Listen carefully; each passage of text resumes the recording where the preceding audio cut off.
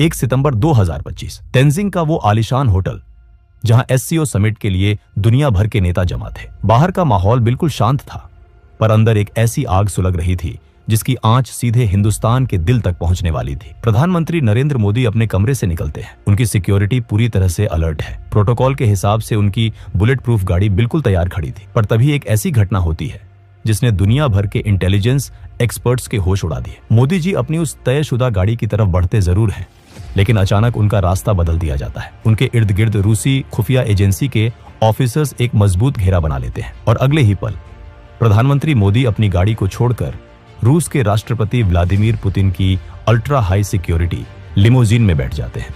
ये कोई छोटी बात नहीं थी। एक देश का प्रधानमंत्री दूसरे देश के राष्ट्रपति की गाड़ी में, ऐसा डिप्लोमेसी के इतिहास में शायद ही कभी होता है।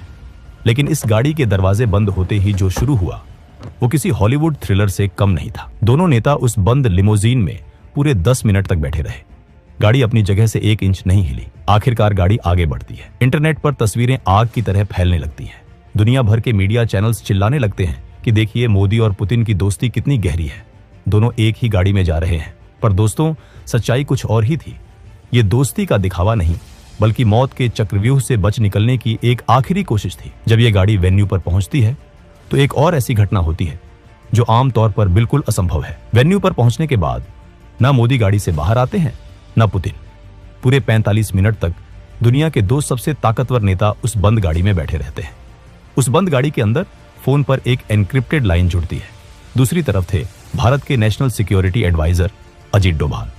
पुतिन की आवाज आती है, मिस्टर मोदी, हमारी एजेंसियों ने दुश्मनों के बीच एक बहुत खतरनाक मैसेज इंटरसेप्ट किया है। आपकी गाड़ी सेफ नहीं थी। खतरा बिल्कुल सिर पर मंडरा रहा है। मोदी जी बिल्कुल शांत पर दृढ़ आवाज में पूछते हैं, डोभाल साहब, क्या रिपोर्ट है? आखिर वहां चल क्या रहा है? डोभाल जवाब देते हैं, प्रधानमंत्री जी, दुश्मन ने शेर के मुंह में हाथ डालने की हिम्मत की है। खतरा वहां एससीओ समिट में नहीं, खतरा हमारे पड़ोस में बैठा है। एक बहुत बड़ा असैसिनेशन प्लॉट इंटरसेप्ट हुआ है और इसके तार सीधे अमेरिका की सीआईए से जुड़े हैं। ये सुनते ही गाड़ी में सन्नाटा छा जाता है। सीआईए, दुनिया की सबसे ताकतवर खुफिया एजेंसी, हिंदुस्तान के प्रधानमंत्री को निशाना बनाने की कोशिश कर रही थी। इस साजिश के तार समझने के लिए हमें थोड़ा पीछे जाना होगा। ठीक 27 अगस्त 2025 की उस सुबह पर, जब पड़ोसी देश बांग्लादेश के ढाका शहर में एक अजीब सी हलचल थी। ढाका का एक बहुत ही आलीशान वेस्टर्न 5 स्टार होटल। वहां एक 50 साल का आदमी चेक इन करता है। उसके पास 3 बड़े बड़े सूटकेस थे। इस आदमी का नाम था टेरेंस।